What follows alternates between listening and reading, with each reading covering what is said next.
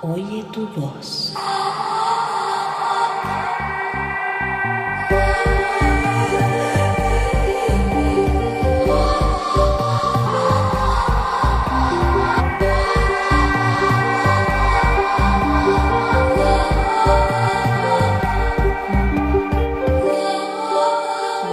Oye tu Muy voz. buenos días, muy buenas tardes o muy buenas noches, dependiendo del lugar en donde se encuentren. Este es el podcast Oye tu voz, que estamos en el 15º programa. El programa de Oye tu voz está patrocinado por el Centro Profesional de la Voz, Voz, y por la Asociación Internacional de Profesionales de la Voz, Vívara. En esta oportunidad vamos a hacer un programa enorme, grandísimo. Este programa se va a llamar La voz y el canto coral. No se les olvide, aquí está la campanita. Hágale clic, suscríbase para que esté con las actualizaciones de nuestros nuevos productos. Y aquí abajo van a encontrar ustedes todas las plataformas en donde pueden volver a escuchar este programa y compartirlo. Coméntenlos. Estamos listos a responder a cualquier inquietud que ustedes tengan. Entonces, sin más preámbulos, Adriana, muy buenos días, buenas tardes o buenas noches. ¿A quién vamos a tener el gustazo de tener en este programa? Hola Víctor, ¿cómo estás? Claro, hoy tenemos un maravilloso programa con un grupo increíble de invitados, unos maestros en el arte coral, y les voy a presentar a cada uno de ellos. Tenemos por un lado al maestro Ricardo Augusto Piedrahita. Él es director colombiano, es cantante e instrumentista, es director general de la Academia de Música y Artes de Facatativá, director titular de la Coral Gioviale de Facatativá, director general de la Orquesta Sinfónica Juvenil AMAF, coordinador de coros de Cundinamarca, director del Orfeón de Cundinamarca y director titular del Coro Juvenil de Cámara de Cundinamarca en Colombia. Tenemos al maestro Roberto Ojeda Tovar.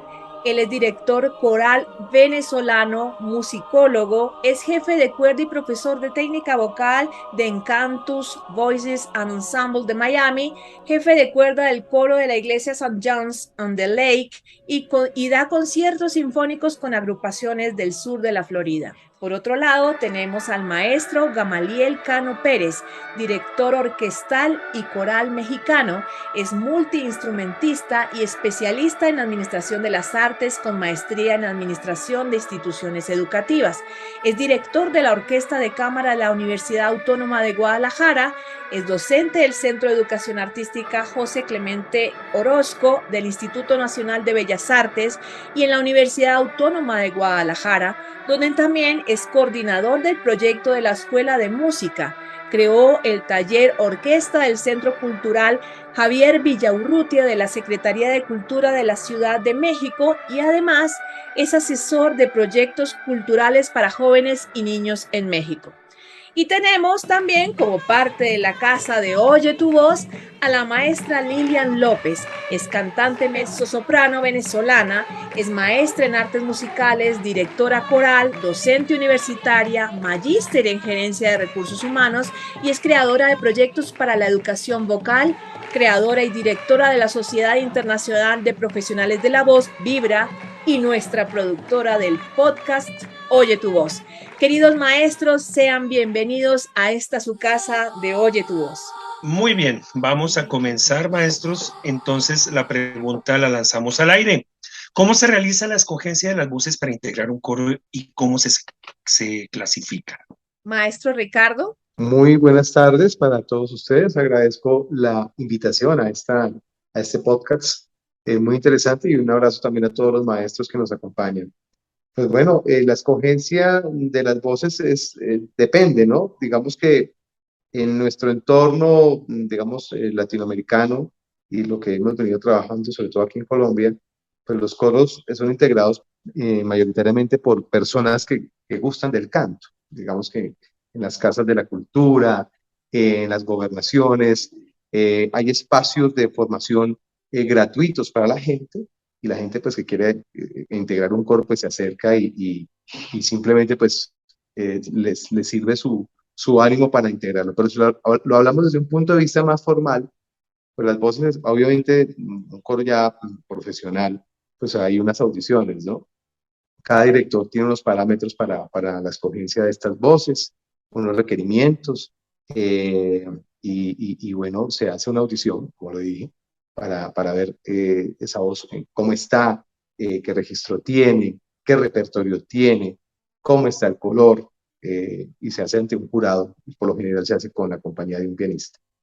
Las voces en el coro pues se clasifican a nivel, digamos, general en cuatro grandes grupos. Sopranos altos, que son las voces de las mujeres, sopranos que son como, por decirlo así, de una manera fácil, como las voces que tienen un rango más en el agudo, y las contraltos un rango más en el grave, con un color un poco más oscuro, por decirlo así. Y los tenores y los bajos, que son las voces masculinas, el tenor, que es una voz también aguda, por decirlo así, en las voces masculinas, y la voz grave de los coros, que son los bajos. También cuando hay un coro infantil, pues cambia un poquito, porque las voces ya son voces blancas, son voces que están en proceso de formación, y por lo general se trabaja a dos o a tres voces dependiendo del repertorio que se tenga, ¿no? Entonces, digamos que esa sería a grandes rasgos como las clasificaciones que habrían en la conformación de un coro, pero también, como lo dije al principio, la mayoría de los coros que tenemos en Latinoamérica son coros vocacionales, coros de personas que les gusta el canto. Se busca es cómo ayudarle a esta persona para que pueda integrar un coro y ayudarles con temas como la afinación, como el ritmo, como el color, como el rango. Maestro, una pregunta. Dentro de esa escogencia de voces, ¿hay algún criterio en específico para poder decir, bueno, pertenece al coro, tienes capacidades, tienes esto, tienes aquello que puede ayudarnos al coro para poder ensamblar ese coro? Sí, digamos que esto, yo digo no, en el caso de aquí en Colombia, pues es muy al criterio del director, de lo que busca el coro, de los objetivos del coro. Pero si yo voy a conformar un coro semiprofesional o un coro profesional, pues ya obviamente, digamos, los objetivos son distintos, y lógicamente las exigencias son distintas, son diferentes. Claro, claro, maestro.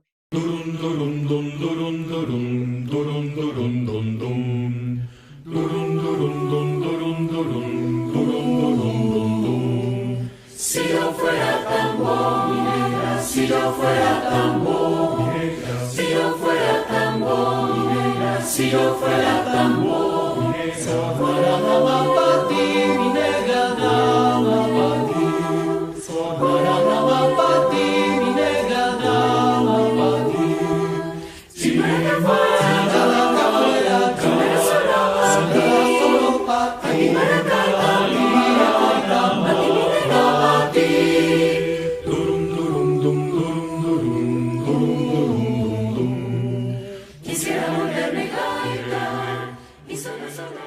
Maestro Gamaliel, en México, ¿cómo lo hacen? ¿Cómo hacen esa escogencia?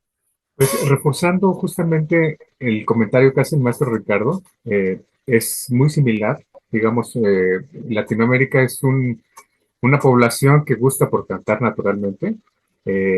Bueno, el ser humano canta por naturaleza, eso es evidente.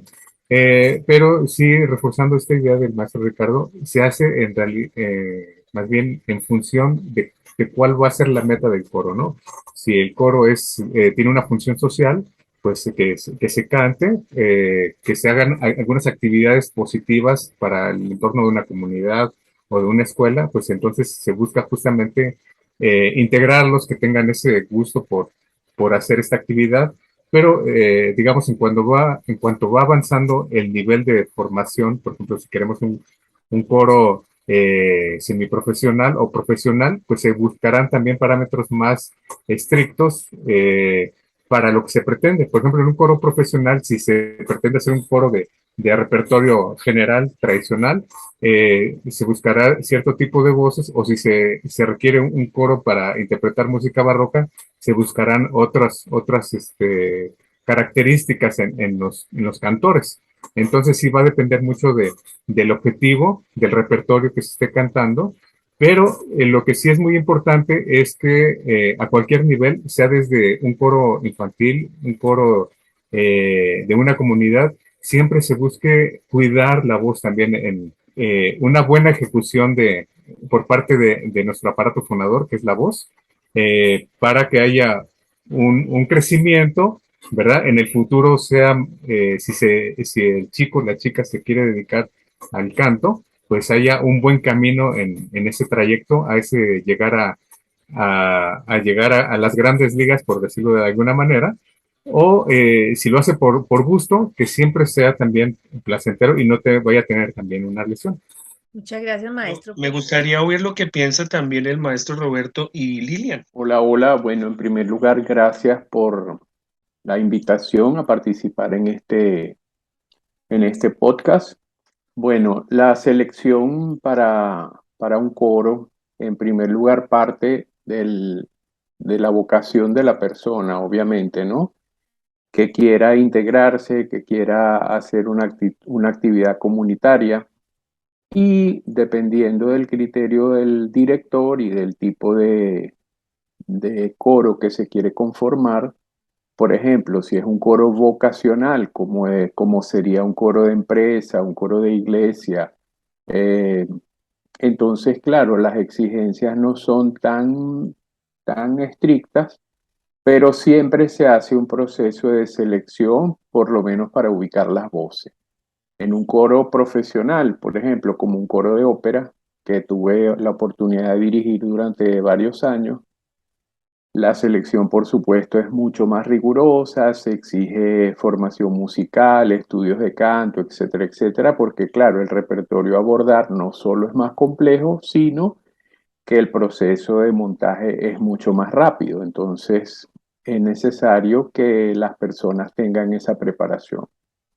Y también, por supuesto, depende de la naturaleza del coro, si es un coro mixto, si es un coro femenino, si es un coro masculino, si es un coro infantil. Entonces, en función de eso, pues el director debe tener sus criterios bien claros para poder satisfacer esas exigencias que de antemano ya el director debe tener ideadas. Gracias. Hola, buenas tardes. Un gran honor compartir el día de hoy con ustedes. Es un placer estar acá. Saludos a los maestros que nos acompañan de otros países. Bueno, yo comparto la visión de Roberto. Es igual, o sea, dependiendo de lo que estés buscando. En el caso mío, porque lo que yo vengo a compartir con ustedes hoy trata de una visión más terapéutica, ¿no? A mí me tocó muchos años dirigir un coro senior de gente adulta y obviamente pues ya allí pues son otros enfoques y no hay tanta rigurosidad en la escogencia de las voces. Sin embargo, el tratamiento para un coro de la tercera edad es diferente. Ahí se toman en cuenta diferentes ítems que no se tomaría en cualquier otro coro, por ejemplo, ¿no?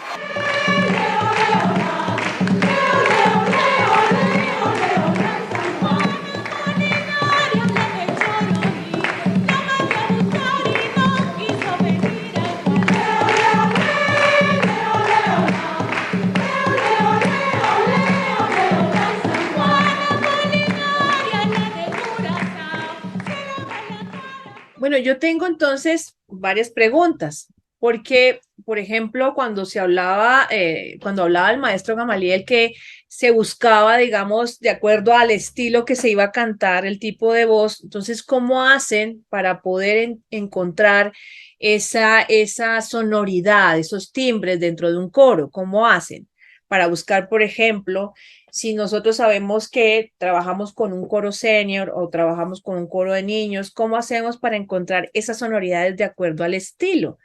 No sé de pronto en los coros senior cómo funcionaría, Lilian. Bueno, como te dije, los coros senior tienen una función más terapéutica, Adriana.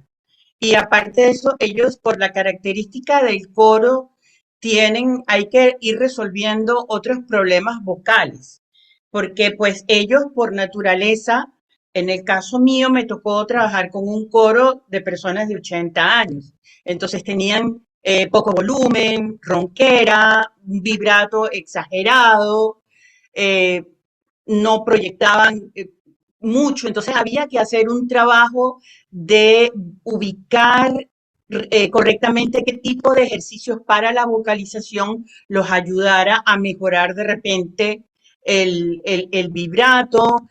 Ubicamos también el repertorio, porque no cualquier repertorio puede cantar un coro senior. Entonces yo buscaba piezas con notas cortas, no notas tan largas, para que entonces no tuvieran una exigencia mayor en lo que es la respiración. Siempre en cuanto a lo que tú me estás diciendo, lo que hacía, mi técnica era ubicarla, siempre había como una voz líder en cada cuerda, ¿no?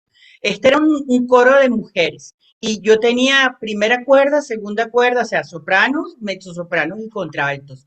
Y había como siempre la voz líder o la que sobresalía, ¿no? Intuitivamente. Y entonces ella era la que me marcaba la pauta dentro de la cuerda y de alguna manera ejercía como jefe de cuerda. Entonces yo las colocaba y hacía como entrenamiento auditivo y les decía, escuchen a fulanita. Y entonces allí coloreábamos y homogeneizábamos la voz de la cuerda, porque si no se me convertía en una ensalada de colores vocales. Y siempre entonces trataba de unificar a través de la audición y hacía este tipo de trabajo con ellas. No sé si eso responde lo que tú me estás preguntando. Perfectamente, Lilian, sí. Hay una cosa también, hace unos años estuve dirigiendo también un coro en la cárcel de mujeres El Buen Pastor de Bogotá y también era otra actividad porque sus voces tenían otro color debido a sus experiencias de vida y a su encierro. Entonces, de alguna manera, como que se nota cierto tipo de color que da cada lugar.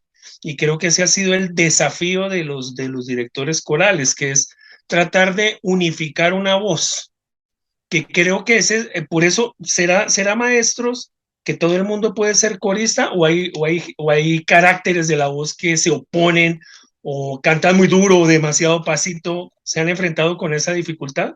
Cuéntenme. Sí, en lo particular, por ejemplo, en este momento me encuentro a cargo de la clase de conjuntos corales de la Escuela de Música también. Y cabe notar que pues son chicos, son jóvenes adolescentes que tienen diferentes experiencias, pero curiosamente en la clase que tengo en este momento, ninguno se dedica al canto. Ajá. Es decir, son instrumentistas, son violinistas, son pianistas. Entonces, digamos, su personalidad no se expresa tan naturalmente como sería a través de su instrumento. Entonces, justamente lo que buscamos es algo que pues debemos buscar justamente en todos los foros. Primero, tener claro cuál es el material humano que tenemos y justamente buscar qué podemos sacar positivo de esto para lograr una homogeneización. Que yo creo que es el punto medular del trabajo de conjunto, ya sea a nivel coral o a nivel orquestal, buscar justamente un color, algo que tiene que ser identificable para ellos, la unificación de una cuerda, de, de una sección, eso es el punto medular y justamente ellos van encontrando esta necesidad también de igualarse entre ellos, ¿no? Y bueno, pues para esto habrá diferentes actividades, diferentes maneras de encontrar esos puntos de unificación del sonido, de la afinación, por supuesto, eh, la tímbrica, y, ¿por qué no también en su momento también la dicción, la pronunciación? Todo es unificable y tiene que hacerse, ¿sí? Sin importar justamente estas experiencias que tengan cada uno como individuos, si es que no se dedican de principio al canto, entonces justamente tendremos nosotros como responsables por bien de la música, encontrar estos puntos para que todos disfrutemos la música. ¿Sí?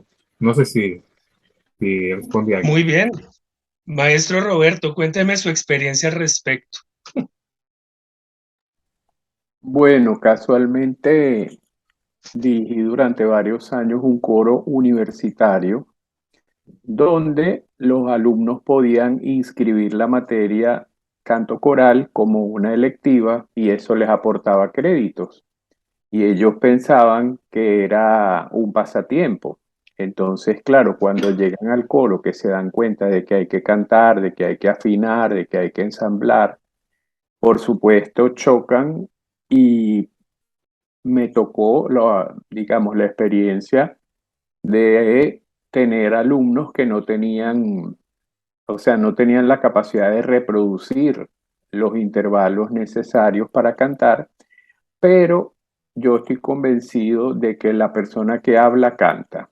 Entonces, no necesariamente una persona que no pueda entonar un intervalo o lo que nosotros llamamos que no tiene oído melódico, eso no es irreversible, por el contrario, yo creo que eso va mucho en el entrenamiento muscular y la respuesta que haya tenido esa persona desde la infancia, porque un niño que no se acostumbró a cantar, obviamente no va a poder repetir un intervalo o no va a poder entonar una melodía.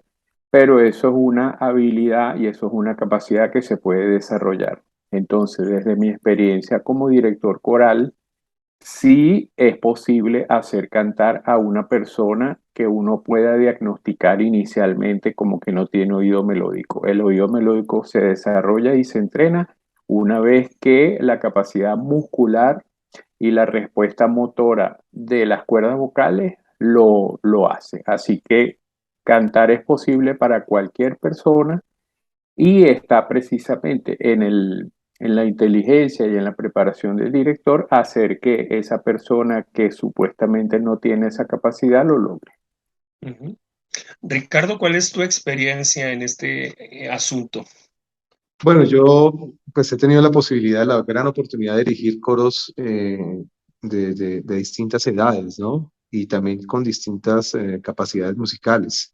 En la actualidad tengo un coro infantil, tengo uno juvenil, tengo un coro senior también, que es el Orfeón de Cundinamarca, y un coro semiprofesional, que es el coro de Cundinamarca, integrado por estudiantes de música, en su mayoría cantantes, ¿no?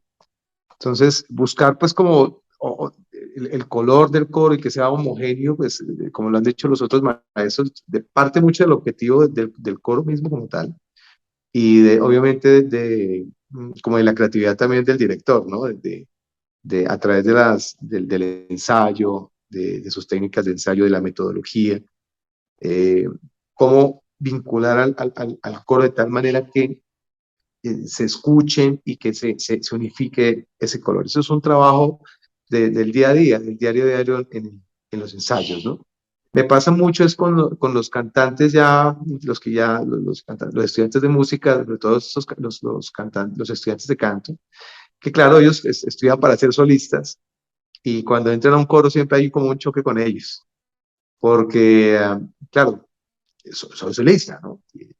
Mi voz tiene que sobresalir, pero en un coro es un trabajo en equipo. En un coro lo que se busca es que trabajemos todos en función del coro, ¿cierto? Salvo obras en las que de pronto está el coro y una parte solista, pero por lo general las obras son concebidas para una gran masa coral. Entonces ahí es cómo, digamos, cómo hacerle entender al cantante que no debe participar él solo es, o cantar más duro, sino por el contrario, escuchar a los demás y que eso vaya obviamente o se convierta en un aspecto positivo para que el coro empiece a encontrar ese color deseado, ¿no? También es muy cierto lo que se dice acerca o lo que comentaban los maestros, que depende también del tipo de repertorio que se monte, ¿no? No es igual el color para música barroca o si voy a cantar algo clásico o algo del romántico, ¿cierto? O si voy a cantar algo de música folclórica, si voy a cantar jazz, depende, depende. Entonces digamos, tener muy claro el objetivo que tiene el coro para su trabajo, en qué va a desarrollar su repertorio y obviamente en la habilidad del director para que a través de los ensayos, pues obviamente vaya buscando ese color y esa buena forma de los coristas. ¿Qué piensas, Lilian? Sí, bueno, totalmente de acuerdo. Yo creo que o sea, coincidimos en muchos de los puntos que comparten todos los otros maestros, ¿no? El repertorio, pero yo quisiera aportar algo más. Yo creo que el director de coro tiene que ser un ejemplo y tiene que estudiar canto y tiene que manejar el instrumento del canto eh, para poder ser aquel motor que impulse a su coro a cantar. Porque me ha pasado en coros que yo he cantado y en que he visto que de repente el director de coro no tiene mucha técnica o no sabe de técnica vocal o de repente le cuesta y no existe ese modelo vocal para imitar. Y mucha gente aprende a través de la imitación, sobre todo el canto, ¿no? Yo tengo también una, digamos, fuera de lo que están diciendo, también tengo una requisición, ¿no? Y es que pues yo igual integré varios coros y en el único que logré, digamos, trabajar de manera directa desde la profesión también, cómo empezar a trabajar la parte foniátrica, o sea, desde la fisiología misma. O sea, no solamente era el canto y mirar cómo cantamos todos y logramos unificar, sino entender qué le pasa a cada instrumento individualmente para que pudiera aportar a ese coro. Entonces, ¿qué encontramos? Obviamente, cada quien canta como puede. Al principio, como bien lo dijeron, llega mucha gente con ganas de cantar, integrar un coro, dependiendo del objetivo, pues también se les da la exigencia, pero ¿qué logramos? Encontrar que habían muchos problemas vocales digamos, de plano, antes de llegar realmente a encontrar una sonoridad que pudiera unificarse. O sea, esto no solamente era, vamos a intentar escuchar a fulano o tata, sino en darse cuenta de que habían unas limitaciones en sí mismos para poder desarrollar una voz y que pudiera aportar al coro. Entonces, no sé de pronto si ustedes trabajan en alguna medida con la fisiología, entendiendo cada ser humano desde su dimensión y encontrando cada parámetro que puedan cambiar de acuerdo a sus problemas vocales. ¿Han encontrado eso? El tema fisiológico es importantísimo, claro. Eso es fundamental y coincido contigo y con los demás maestros. Todo esto depende en gran medida del director, de la preparación del director. Claro, el director tiene que tener un modelo vocal adecuado, tiene que estudiar canto, tiene que tener muy claro el tema de su instrumento como tal y asimismo para poder, ese ejemplo que él va a dar, que sea un ejemplo adecuado, ¿sí? Y eso da para, obviamente, para coros infantiles, para coros juveniles, para todo. Digamos que los ejemplos vocales son fundamentales, sobre todo con los niños. Que yo que trabajo con niños, el niño funciona con imitación 100%.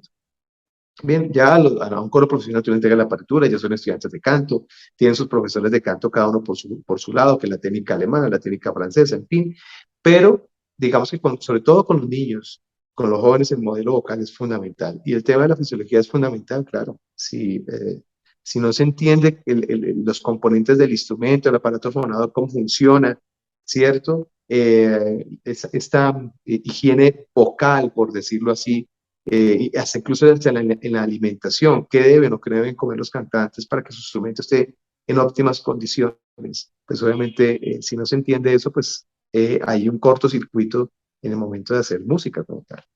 Y yo quisiera también aportar, a veces no es fácil, Adriana, ese aporte a los coros, ¿no? Porque en mi caso, a mí no me tocó dirigir coros profesionales. A mí me tocó siempre trabajar con coros a nivel terapéutico. Entonces yo también dirigí un coro de niños privados de libertad. A mí me tocó dirigir un coro de la tercera edad. A esos niveles es muy difícil incorporar ciertos conocimientos. Pues te buscas otras herramientas para enseñar a cantar.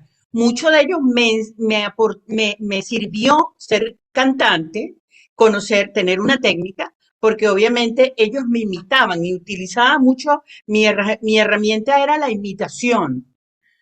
Entonces, pero incluirle a unos niños privados de libertad, por ejemplo, quizás la parte fisiológica, en ese momento iba a ser un poco difícil, porque había que trabajar otras carencias espirituales, económicas, que influyen también para cantar.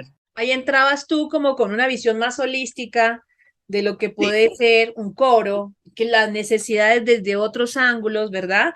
Muy seguramente se podrían asumir ciertas carencias desde la holística, ¿cierto? ¿Cómo fue tu experiencia en ese sentido, Lilian?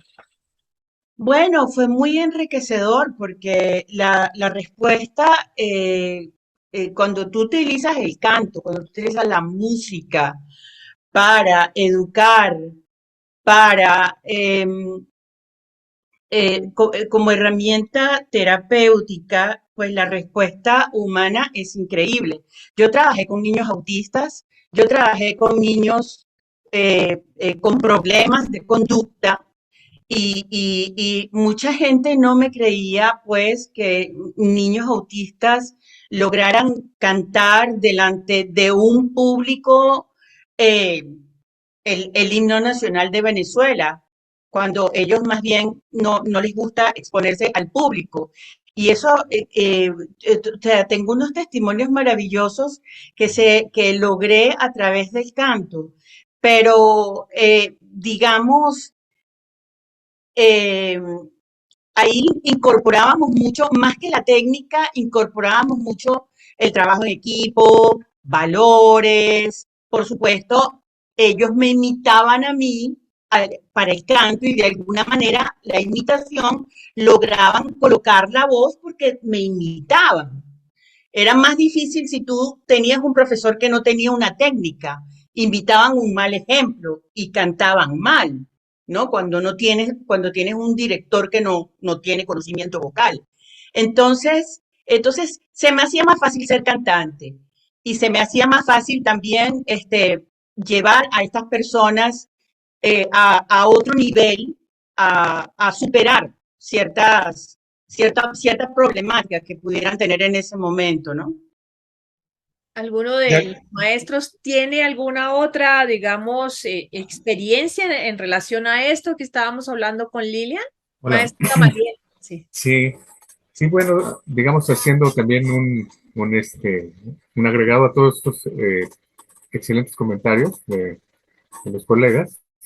Este, Me parece que el conocimiento del aparato fonador es muy importante, pero básicamente para, digamos, para los que ya, digamos, también dependiendo de las edades que vayan teniendo, para los niños, como también comentó el maestro Ricardo, el trabajo es completamente imitativo y lo que dice la maestra Lilian, por supuesto, va complementado con esta parte de que, pues, si se canta entonado, si se canta con una buena emisión, incluso aunque no vean cómo, no se vea porque obviamente el aparato fonador es algo interno, pero aunque no se vea, pero ellos lo perciben, los niños, cómo se hace y se hace de una buena manera, entonces ellos seguramente lo van a reproducir de igual manera. Eso es una herramienta, por supuesto, profundísima y va a crear bases, definitivamente.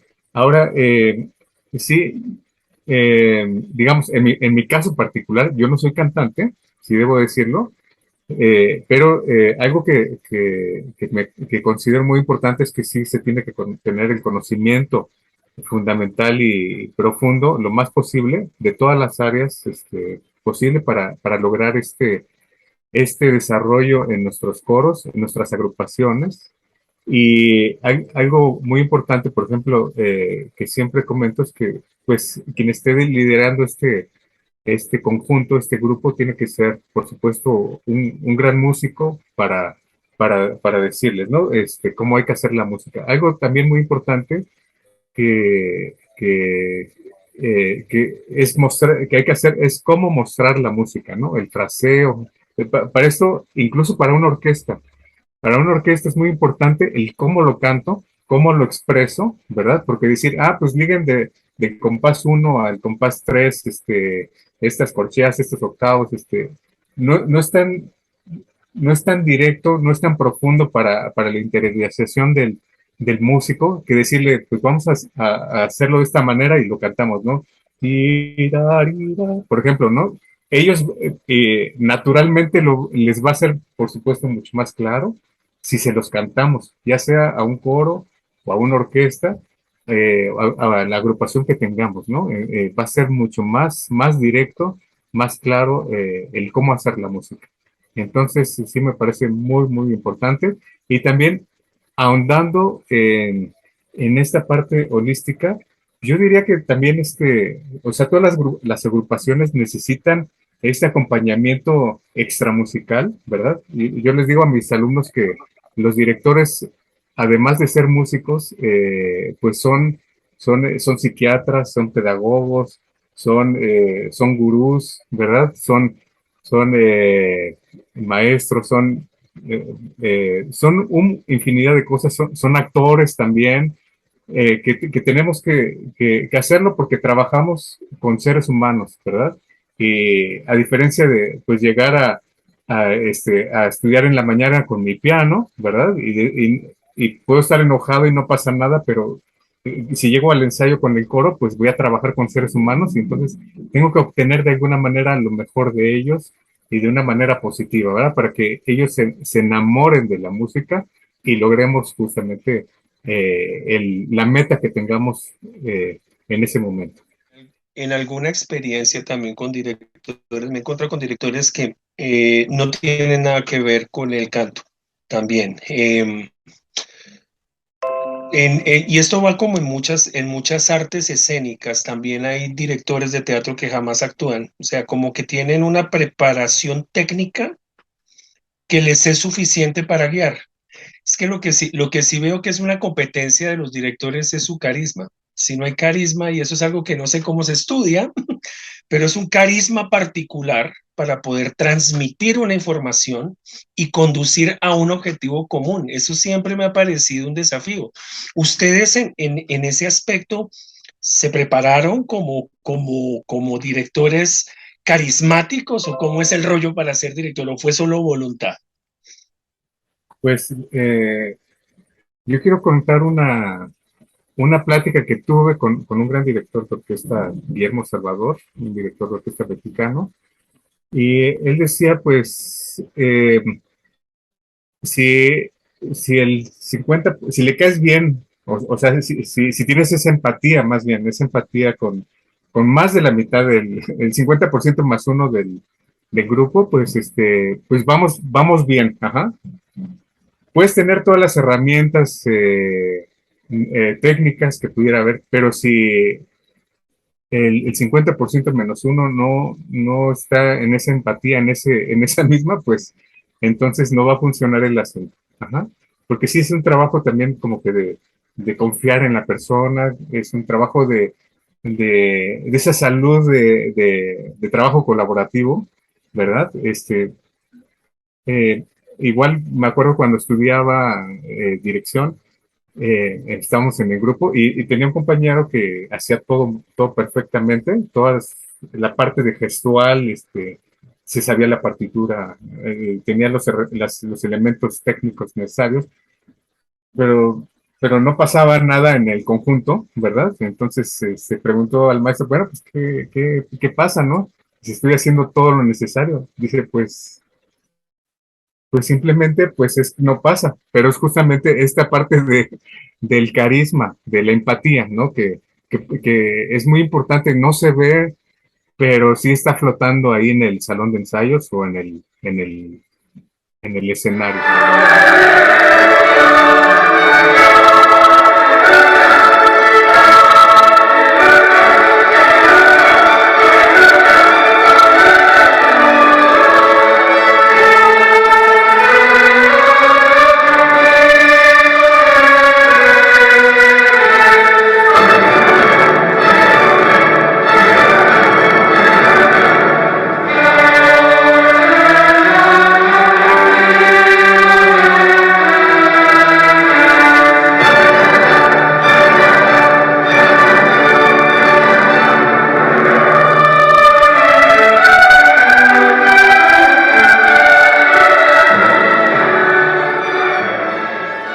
Gracias, maestro.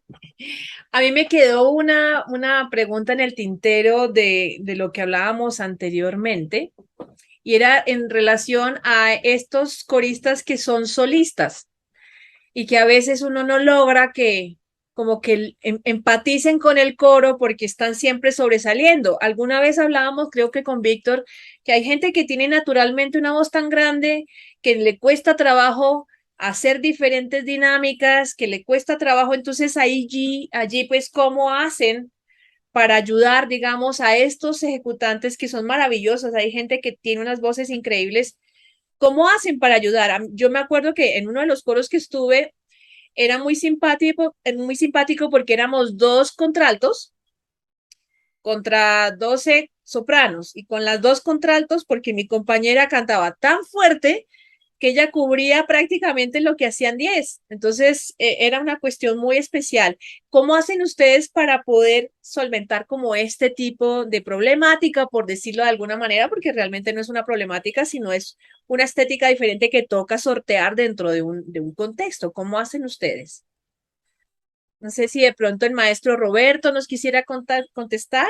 Ok, la cuestión del balance también es un problema, o no un problema, sino es una situación que debe resolver el director, obviamente, ¿no?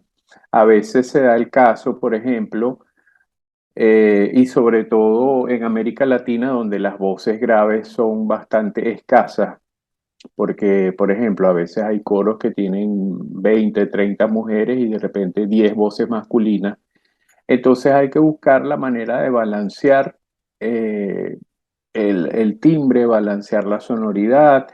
Y claro, si bien es cierto que el director debe buscar un color homogéneo en las voces, en los registros, en los timbres, cuando se presente ese problema de desbalance, pues es bastante delicado y a veces uno recurre a los llamados jefes de cuerda, que si la institución, por ejemplo, o la asociación para la cual uno trabaja o dirige el coro, lo puede, eh, digamos, apoyar desde el punto de vista económico, entonces uno contrata jefes de cuerda en las cuerdas que sean necesarias justamente para que el resultado artístico y musical sea lo más completo posible, ¿no?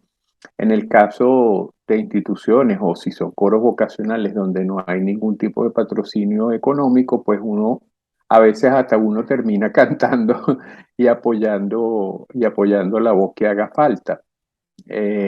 O, por ejemplo, como lo mencionaste al principio, a veces las voces femeninas, sobre todo las contraltos, pueden apoyar a los tenores, cosa que era una práctica perfectamente válida para la música antigua, ya que los registros de alto y tenor son bastante intercambiables en ese estilo. Entonces, a veces uno necesita el apoyo de las altos para doblar a los tenores o para apoyarlos. Entonces, así el resultado se logra un poquito más balanceado. Entonces, no hay una receta, son tácticas o son estrategias que el director debe eh, idear al momento de establecer un repertorio, un programa, e incluso, por ejemplo, en los coros universitarios donde el personal se rota por semestre o por año, debe planificar nuevas estrategias a medida que va pasando el tiempo porque la estabilidad del coro no es constante. Ha pasado en algún momento, eh, estábamos hablando con alguien sobre las intensidades de las voces naturales. Como que hay unas medidas también, por ahí hay unas regletas que dicen qué cantidad de decibeles se necesitan para cierto género. Aparece, existe. O sea, para pasar, por decir, para la música barroca no se necesita una voz que tenga tanta potencia. No es la misma competencia para un wagneriano que tiene que pasar por encima de ciento y pico de músicos. Entonces, a donde voy es esto. Hay una dificultad que yo la comparo con un Ferrari en un trancón. Si el motor es muy grande y lo pones a caminar despacio, lo fundes también. Y es que hay problemas como de diseño también de cada cantante. Es que creo que hay un regente total que es la naturaleza. Esa es la primera. Hay una cosa que tienen las voces por ser voces que son únicas, pero sí reúnen como ciertas competencias y a veces yo me he sentido que a veces hay que prescindir del cantante porque o es un motor demasiado grande que no me sirve para el género y no es porque no pueda, es que como que fisiológicamente no puede. Entonces ahí es a donde siempre he sentido que se genera una discusión. ¿Por qué? Porque al cambiar, al pedirle a este motor que baje, se altera sus propiedades sonoras, que es algo que, Adriana, ahí por ese lado lo que estábamos hablando hace un tiempo sobre la eficiencia vocal. ¿Te acuerdas que estuvimos hablando qué pasa con eso en los coros, con la eficiencia vocal si la persona tiene que alterarlo? Sí, justamente cuando estuvimos hablando de eso, cada ser humano es tan único que tiene que hacer gala de sus recursos. La idea justamente de la eficiencia vocal es lograr el máximo rendimiento con el mínimo esfuerzo. Y en los coros, justamente eso es lo que estábamos preguntando. Estas personas que tienen esas voces tan grandes, así como tú dices, Víctor, como si fuera un Ferrari en medio de un trancón, pues ¿cómo se le hace para poder trabajarla? ¿O es mejor de plano decirle, usted no puede estar en un coro, sea solista? Que eso también yo creo que podría ser. No sé, Lilian, tú me estás allí diciendo, me encantaría Porque escuchar. yo creo, ¿qué es lo que pasa? Porque cuando una persona va a un coro, no solamente tú le vas a enseñar canciones, tú tienes que enseñarle a esa persona a hacer dinámicas, tú tienes que enseñarle a esa persona a tener dicción, tú tienes que enseñarle a esa persona este, que existen los pianos, que existe el forte, tienes que enseñarle todo eso a esa persona y eso te lo da la técnica. Vuelvo otra vez a decir que si tú no puedes enseñar algo que no tienes. Entonces necesitas un profesor de coro tener una técnica sólida de canto, si no quieres ser cantante o no es cantante, lo respeto también, pero sí tiene que tener una sólida eh, conocimiento de la técnica vocal. Porque en mis coros todo el mundo aprendía a hacer pianos y hay ejercicios perfectamente para la dicción, ejercicios para las dinámicas, ejercicios para la interpretación y lo hacíamos grupal. Entonces yo no tenía coros que todo el mundo gritaba o había uno que sobresalía, no, porque ahí está entonces el papel del maestro, del director de coro. Tú le Mira, enseñas a la sí, persona lo que pasa es grupalmente. que, digamos, también yo tengo la experiencia de integrar coros con cantantes líricos profesionales e integrar coros con personas amateur, pero con algún tipo de cantante, digamos, profesional en medio. ¿Qué sucede con eso? Digamos, cuando yo integré el coro con cantantes líricos profesionales o en desarrollo de ser profesionales, ellos buscaban, digamos, casi que unificar la estética hacia ese tipo de cantantes. El profesor de coro trataba de que eso funcionara de esa manera y los cantantes no sobresalían demasiado porque todos estamos casi unificados hacia esa técnica. Pero ¿qué sucedía con los coros, digamos, no tan profesionales? Era que el cantante que llegaba ya un poco más desarrollado, a pesar de tener las dinámicas, buena dicción, el timbre de su voz resaltaba por encima del timbre del resto del grupo.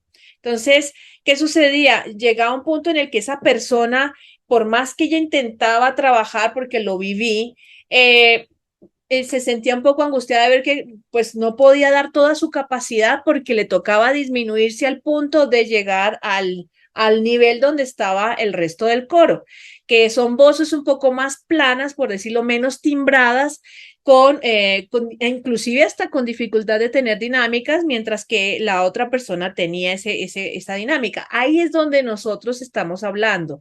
En ese punto, ¿cómo hace el profesor de canto, perdón, no, el director de coro, para ayudar a que eso se unifique y que esa persona que es un Ferrari en medio de un trancón, pues fluyan? Entonces, por eso te decía, si es que es mejor sacarla y ponerla que sea el solista y no dejarlo en un coro, porque creo que alguna vez, ¿cierto, Vic? Estuvimos hablando acerca de, hay voces hechas para coro y hay voces hechas para solista.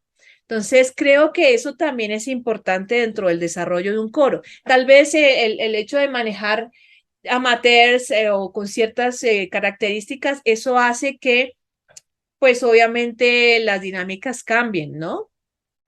En cuanto a cómo se trabaja un coro, pero si hay alguien que, digamos, tiene otras características tímbricas y es muy difícil amordarlo a unas características tímbricas de un coro amateur, yo creo que es ahí donde íbamos.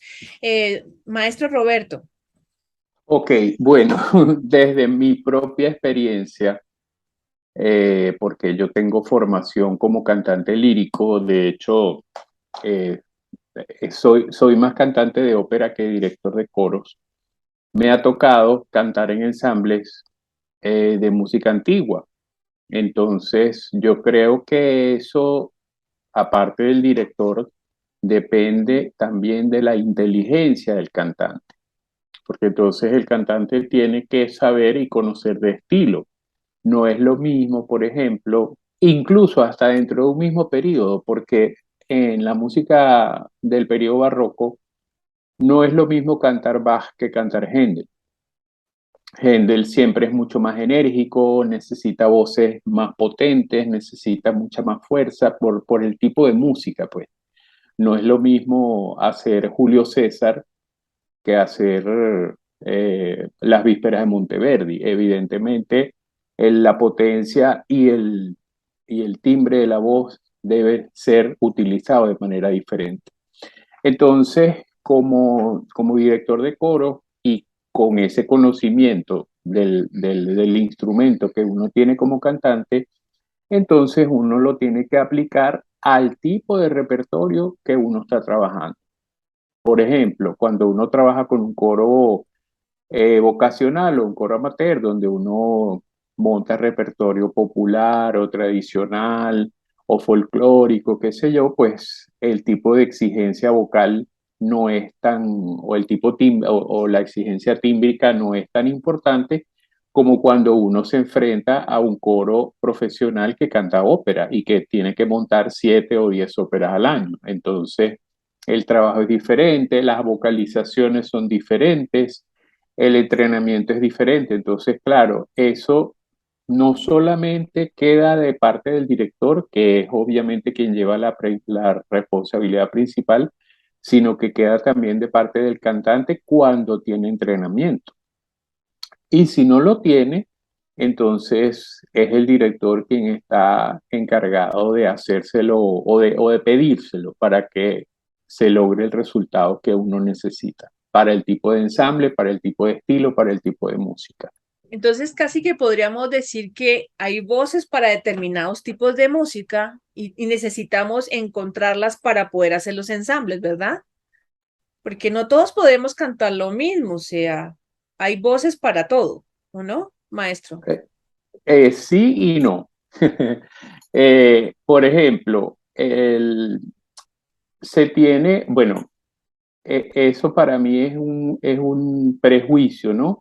Se tiene el prejuicio de que la música renacentista y barroca tiene que sonar plana, no tener vibrato, con esos colores casi infantiles, y yo no estoy de acuerdo, porque, por ejemplo, uno oye grabaciones de coros consolidados, pues como el Monteverdi Choir de Hamburgo o los Talis Scholars, que tienen una sonoridad establecida y esa sonoridad para nada es plana ni es aburrida, por el contrario, o sea, son voces timbradas, pero que conocen el estilo. Entonces, si bien es cierto que hay voces que son más adecuadas para la ópera o el oratorio o el recital o la música antigua, insisto, depende de la inteligencia y el conocimiento de estilo del cantante para adaptar su voz a ese tipo de repertorio.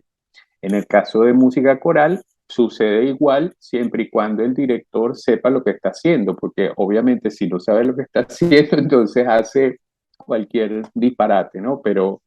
pero depende de la inteligencia, el conocimiento y la preparación y conocimiento del estilo musical al cual uno se está enfrentando. Es que aquí también se me ocurren algunas cosas de experiencia, que ha sido, por ejemplo, que se alteran algunas formas de vibrar, porque he tenido directores que odian el vibrato para coro, les parece inmanejable un coro con vibrato, dicen no, aplane la voz. O sea, es que pasan muchas cosas, díganme, es que, ¿a qué se deberá que mucho cantante tiene problema con directores de coro si tiene temperamento de solista? ¿Por qué será eso? ¿Por qué ahora esa pugna? ¿Por qué las estéticas? ¿Por qué, por ejemplo, no digo miserere, sino miserriri?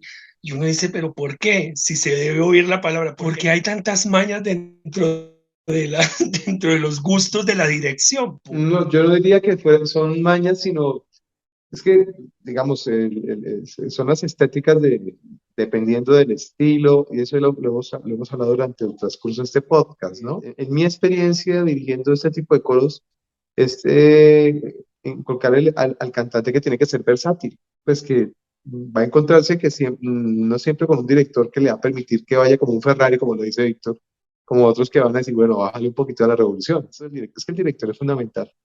Si el director no tiene conocimiento de las estéticas, si él no tiene claros los objetivos, dependiendo del tipo de música que monte, entonces va a ser muy complicado, ¿sí?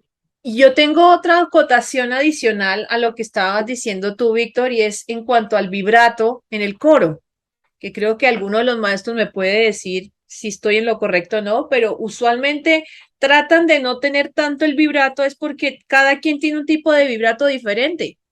Y entonces unificar vibratos de 20, 40, 60 personas es un completo disparate. Entonces es mejor un poquito más lineal el sonido, no tan vibrado, para que no queden diferentes vibratos dentro de eso y suene eso a un trasteo en lugar de sonar realmente a una línea melódica. Si es así, maestros, estoy en lo correcto, que es lo que básicamente siempre he visto cuando he estado entre un coro, ¿no? Que por eso aplanan uno los vibratos.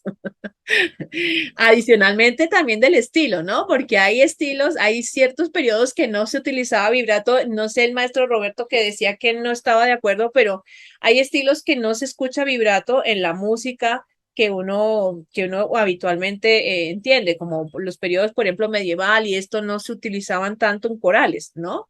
Pero pues eso sí me lo dicen ustedes, maestros, que son los maestros de coro, ¿ya? En lo particular, creo que, digamos, pues hay muchas variables que uno tiene que tomar en cuenta justamente para llegar a un objetivo importante en la producción de la música, en el coro. Y sí, insisto mucho en la parte de cantar unificado, ¿sí?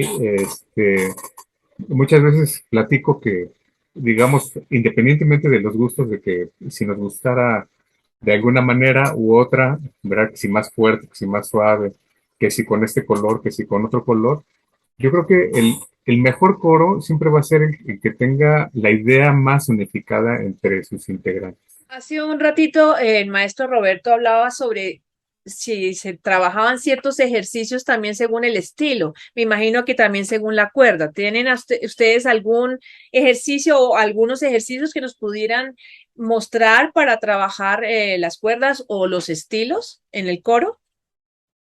Maestro Roberto.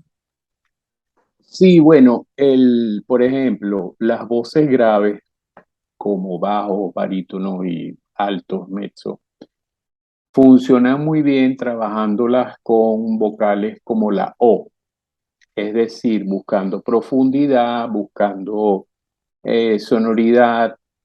En cambio, las voces agudas como sopranos y tenores y las voces de niños funcionan mucho trabajándolas con vocales como E y como I, porque son las que dan puntas, son las que colocan la voz hacia la máscara, ¿no? Y entonces, dependiendo justamente del tipo de voz que uno esté trabajando, uno utiliza ese tipo de vocales para desarrollar el timbre. Claro está, cuando se trabaja con todo el coro, los ejercicios deben combinar todas las vocales, obviamente, y además el uso de consonantes para afianzar la resonancia, etcétera, etcétera, ¿no? No hay una receta, todo es dependiendo de lo que el director esté buscando, dependiendo, como hemos hablado ya, del estilo, dependiendo de las dimensiones del coro, etcétera, etcétera, pero digamos que en líneas generales trabajar con vocales agudas para las voces agudas y vocales graves para las voces graves funciona bastante bien.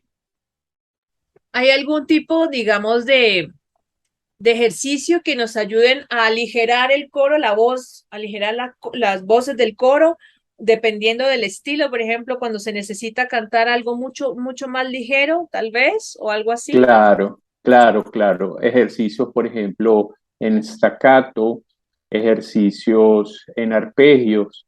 Por ejemplo, los arpegios son sumamente útiles para el registro, ¿no? Para ampliar el registro.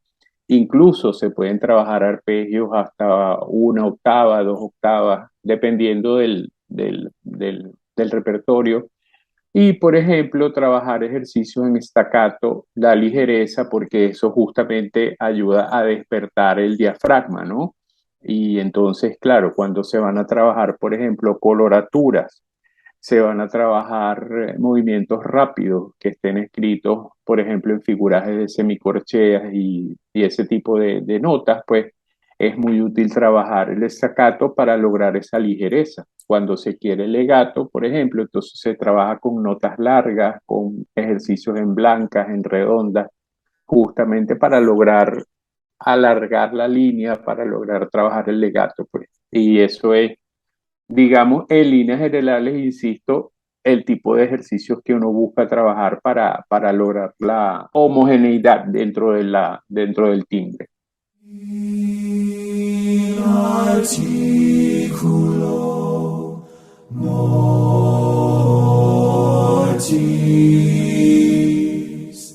celitus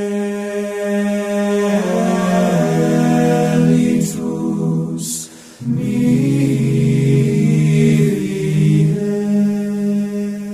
est. Nearer, my God, to thee, nearer to thee, e'en though it be a cross that raiseth me. Hace un tiempo también hacían un ejercicio que me parecía súper útil para coro, que era no cantar uno, sino imitar al otro. ¿Qué tal les va con ese?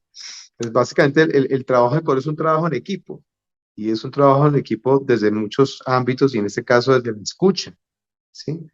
Entonces, este tipo de ejercicios ayudan es a eso, a buscar que el cantante o los cantantes, los integrantes del coro, escuchen a su compañero. No se puede unificar un color cuando tú no escuchas al coro, es imposible, ¿sí? Entonces, se necesita generar y crear ese hábito de la escucha en el cantante. ¿Ustedes adicionalmente tendrían en cuenta también el manejo corporal en relación también a esa sonoridad, a lo que se necesita como coro? ¿Tienen en cuenta el manejo? ¿Cómo lo hacen si lo tienen en cuenta? Sí, digamos que en el caso mío, por ejemplo, yo que trabajo con coros juveniles, pues el movimiento es fundamental. El movimiento en pro del mismo funcionamiento del coro, que ayuda al color, que ayuda a la proyección, ¿sí? Entonces, se buscan temas o yo busco repertorio que implique movimiento y sonido, ¿sí? Entonces, eso me ha ayudado mucho a que primero los chicos se diviertan, sino que hay movimiento, hay algo de coreografía, por decir, pero que es una coreografía que va en pro del sonido mismo.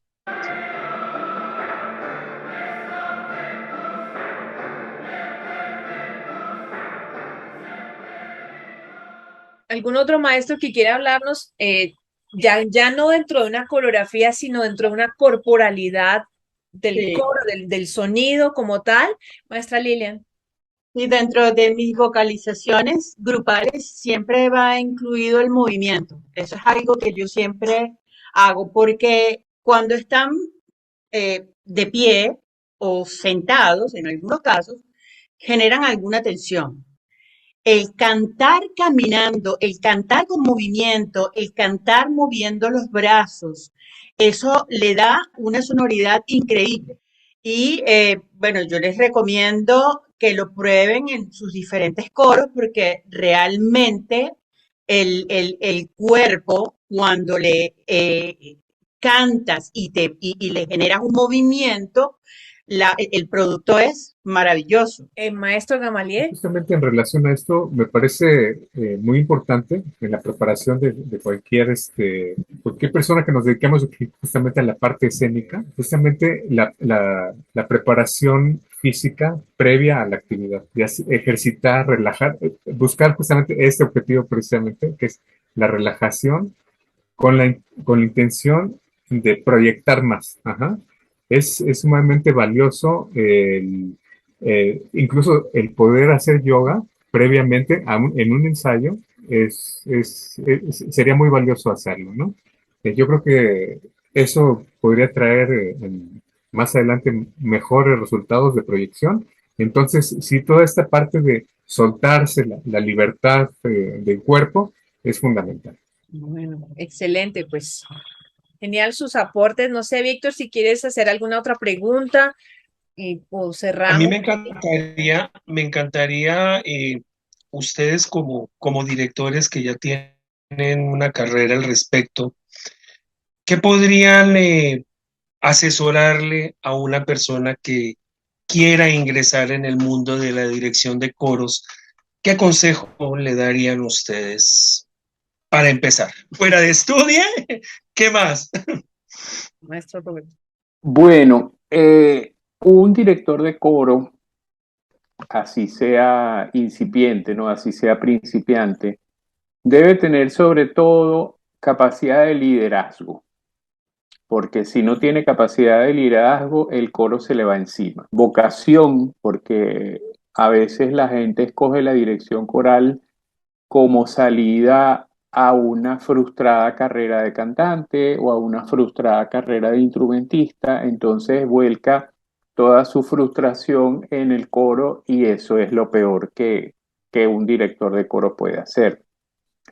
Aparte de eso, por supuesto, una formación a toda prueba. Yo creo que una de las carreras más exigentes dentro de la música es justamente la dirección coral. ¿Por qué? Porque a diferencia del director orquestal, el director coral debe saber de idiomas, debe saber dicción, debe saber expresión corporal, debe saber, obviamente aparte de saber música, ¿no? y conocer de estilos, pero la formación del director coral es tan amplia y tan exigente que proponerse hacer un trabajo de calidad sin tener por lo menos lo básico de todas estas herramientas es un despropósito.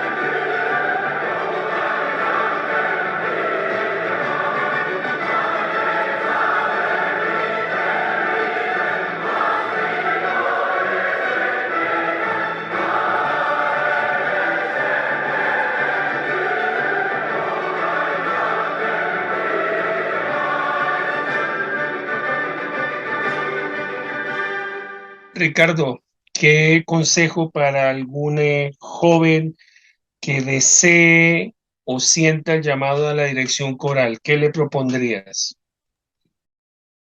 Bueno, primero que eso tiene, como le dicen los maestros, tiene que apasionarle. Es un trabajo de mucha responsabilidad, de mucha preparación, mucha cualificación. Como le decía el maestro Roberto, la dirección coral es una de las carreras más exigentes.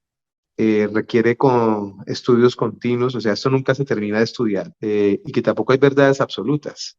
Siempre hay algo nuevo por hacer, siempre hay algo por mejorar.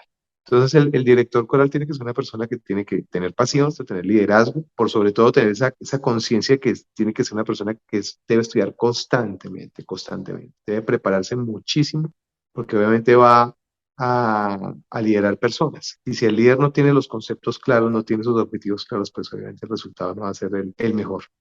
Entonces, es una carrera hermosa, pero muy exigente. Gracias, maestro. Lilian, A mí me gustaría aportar lo siguiente, pues yo creo que un director de coro no solamente es aquella persona que produce música, es aquel responsable también de cambiar la vida de personas, es aquel responsable también de incidir positiva o negativamente dentro de ese grupo de personas.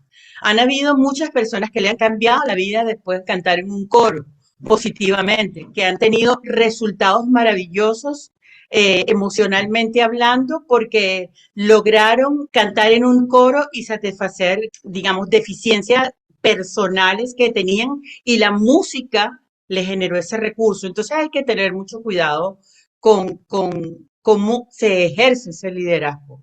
No es solamente lo que logramos música con un coro, también incidimos en la vida de esa persona.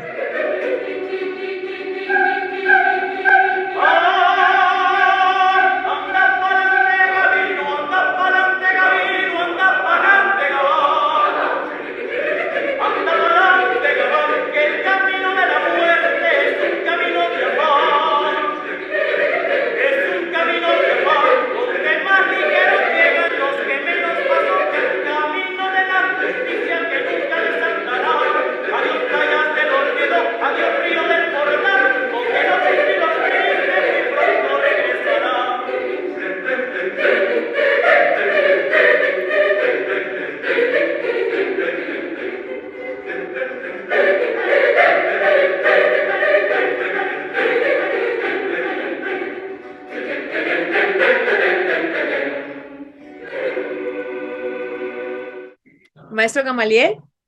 Yo creo que primeramente, y yo creo que todos damos por hecho que lo primero que tiene que, que ser o que tener alguien que quiere ser director de coro es una preparación musical y haber tenido la experiencia de haber cantado en un coro. Creo que eso es fundamental, esas dos cosas. Y bueno, como comentaban, no basta con esto para ser un director de coro. Me acuerdo que cuando estudiaba en algún momento con Ronald Solman, hace muchísimos años, eh, yo le preguntaba que qué necesitaba saber para poder dirigir tal obra. Y nos dijo a sus alumnos en ese momento, le dijo, pues si es necesario leer la sección amarilla de Telefónica, pues léelo. O sea, no se acaba, es infinito el conocimiento que podemos tener para una sola obra. Ajá, no se acaba. Cuando volvamos a dirigir otra obra, seguramente le encontraremos muchas cosas nuevas. Ahora, el director de coro tiene también que tener justamente esta capacidad de liderazgo, debe ser un maestro porque nuestro coro espera aprender algo de nosotros. También necesita alguien que lo escuche, pues, tener esa capacidad también de no ser tan rígidos, ¿verdad? De que no ya llegamos a hacer nuestra interpretación, sino nuestra interpretación va a evolucionar. Y bueno, también tomando como anécdotas, cuando era pequeño me encontré con Luis Herrera de la Fuente, un director de orquesta mexicano, que condujo todas las orquestas habidas por haber en México en su momento. Y le pregunté, bueno, le comenté, yo quiero ser director de orquesta, le comenté en ese momento, y me dijo, así, con pocas palabras, me dijo, allá tú. Entonces, la profesión de ser músico, director, artista, pues es una carrera de tercos también. ¿Por qué? Porque nos debe apasionar, porque nos debe gustar. Tenemos que tener mucha paciencia porque no va a ocurrir de la noche a la mañana. Necesitamos tocar muchas puertas y aprovechar todas las oportunidades para lograrlo, ¿sí? Necesitamos tener ese ingrediente mágico que se llama amor a la actividad que realizamos para poder conseguirlo, ¿sí? Por supuesto, acompañado de esa disciplina, esa paciencia y saber trabajar con lo que tenemos, porque a veces queremos tener ah, al mejor equipo de trabajo, pero probablemente no va a ser así. Que nosotros somos partes del coro. La finalidad del coro es hacer la música en conjunto.